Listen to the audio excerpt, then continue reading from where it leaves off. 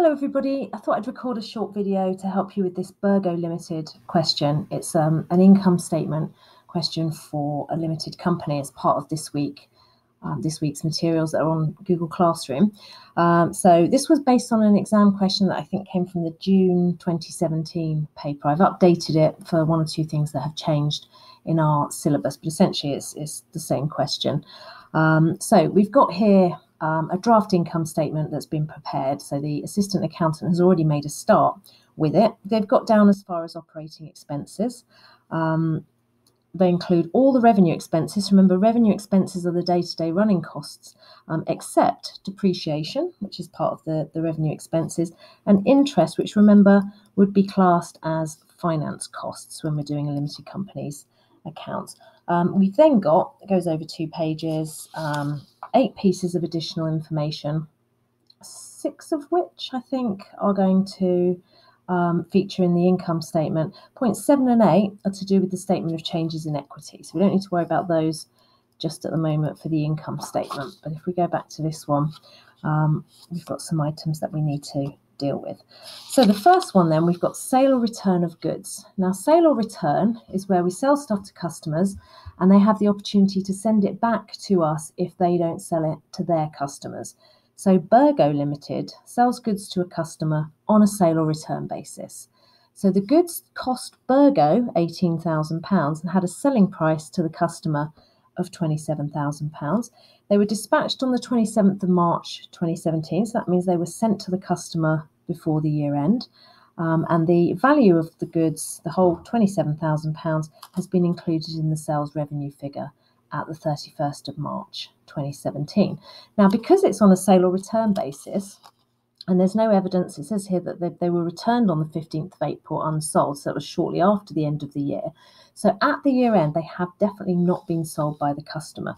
So what we're going to need to do is remove that £27,000 from our our revenue figure. So if we take that away, that's going to reduce revenue to £1,173,000. So that's the prudence concept in action, which says that we can't anticipate profits. So if we have raised an invoice but we haven't actually sold the goods really, then we need to remove that. So the debit would be going to revenue and the credit would be off to trade receivables on the statement of financial position. Now, the other adjustment we need to make is to closing inventory, because at the moment they haven't been included in our closing inventory. And they should be. Even though they're on the customer's premises, they are eventually going to find their way back on the 15th of April to Bergo. So they still belong to Bergo. So we need to add that to closing inventory, that £18,000, because remember, closing inventory should always be at the lower of the cost and the selling price, or the net realisable value. So £18,000 needs to be added to closing inventory. Now, cost of sales includes closing inventory. And if we increase closing inventory, cost of sales actually comes down. And the reason for that is that closing inventory is a deduction on cost of sales. So if we increase that deduction, then that's going to mean that cost of sales is reduced. Okay. So that's point 1 dealt with. Point 2, it says included in the closing inventory were a number of cookers that had been damaged. So this is a classic looking at cost versus net realisable value, seeing which is the lower. The cookers had been included in the closing inventory at their selling price. Well, that should ring alarm bells. They've been included in closing inventory at £30,000, but actually the original cost is only £20,000. So closing inventory is already overstated by £10,000 because we've put those cookers in at selling price and not cost. So let's get rid of the £10,000 to start with. We also know that they're damaged and that it's going to cost £4,800 to fix them. So if we take £4,800 away from £22,500, let's use my calculator for that one, that gives us a net realisable value of £17,700, which is lower than the original cost of £20,000. So what we need to do is adjust for the difference. So we can see there the difference is going to be £2,300. So we need to take that off of closing inventory. So all in all, point number 2 is going to lead us to reduce closing inventory by 12,300.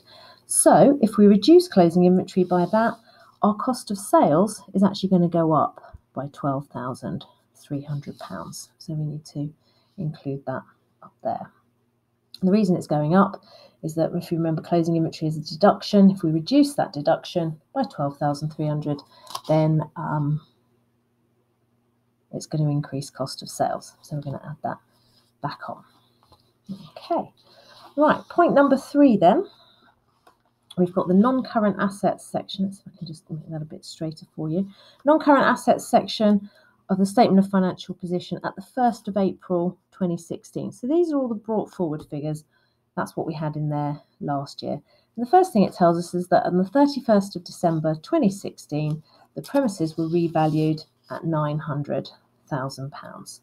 So premises are in there at the moment at 300,000 with depreciation of 120,000.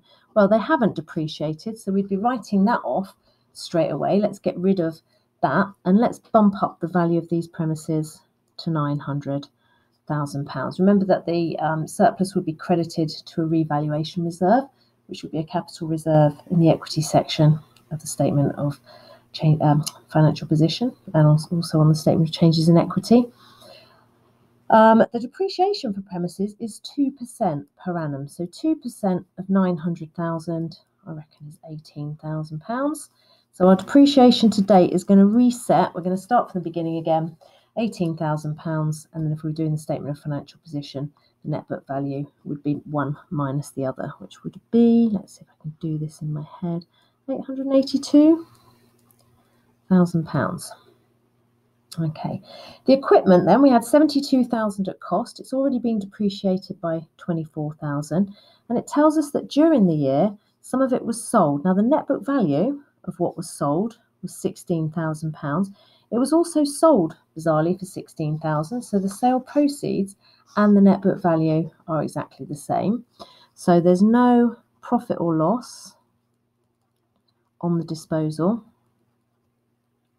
But when we work out this year's equipment charge, we need to look at the net book value brought forward because it's on the reducing balance basis. Remember, we want the net book value brought forward, which is up here, 48,000. We want to take off the disposal, which also needs to be at the net book value, which is 16,000. And we need to add on any additions. So the additions, what we've bought, 178,000 there. Okay, so our depreciation is going to be based on 48,000 brought forward minus the 16,000 disposal plus 178,000. So the net book value that we're working with is now 210,000, and the depreciation rate that we're using is 33 1/3. Okay, so we're going to where's the cable? Divide that 210,000 by 3, which I reckon is 70,000. And that is going to be our depreciation expense. So we've got 18,000 for the premises. Okay, that's going to be an expense. And we've got 70,000. If we were doing the statement of financial position, remember we would have to remove the cost of the asset, add on the additions, and so on. But we're not required to do that. We're just asked to work out the charge. So 18,000 for premises, 70,000 for equipment. Okay, on to the next page then. The shareholders had set the directors of Bergo Limited the target of increasing the revenue for the year and agreed that they should be paid a bonus of 5%. So this is extra directors' remuneration that we're going to need to accrue for. So they're going to get a bonus of 5%. So what we need to do is work out what the revenue is this year. And we've already done that over here. Remember, we reduced it by the 27,000 for the goods that were on sale or return. So this year, the sales are 1,173,000. If we take away the sales for last year, 990,000. Let's find the difference. 1,173 minus 990,000 is £183,000 increase. And the directors are getting a bonus of 5%. So let's multiply that by 5%. and that's going to give us 9,150. Okay, so that's going to go in as a director's bonus.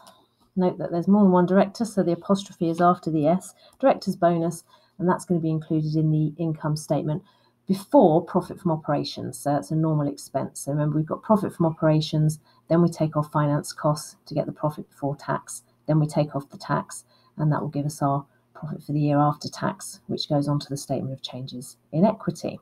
So if you're really interested in how this works, the other half of the entry, so we're debiting the income statement with the expense, and we will be including it as an accrual because it hasn't been paid at the end of the year. We're just accruing for that expense. The directors will receive it at some point after the year end. So we're going to credit trade and other payables on the statement of financial position.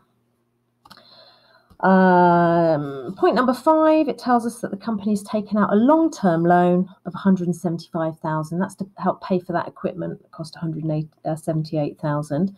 They pay the interest annually at a rate of 4%.